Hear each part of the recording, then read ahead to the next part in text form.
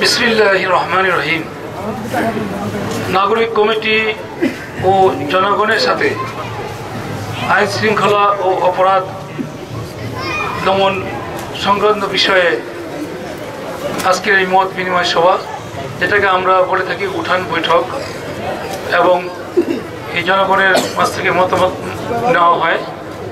তো এই সভার আজকে আমাদের এখানে আমাদের থানার ভারপ্রাপ্ত কর্মকর্তা জনাব আমিনুল ইসলাম সাহেব উপস্থিত থাকার কথা।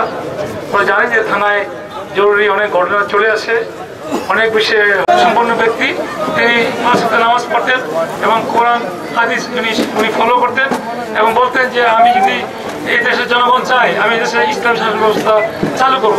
সেই হিসাবে আমাদের তো জন্মদিনটা এইভাবে পালন না করে আমরা দোয়ার মাধ্যমে মসজিদে বা আমাদের সংগঠনের ক্লাবে আমরা দোয়া মিলাদ ইসের মাধ্যমে ইনশাল্লাহ পালন করব। আমাদের নেতার নির্দেশ আমরা অক্ষরে অক্ষরে পালন করবো ইনশাল্লাহ।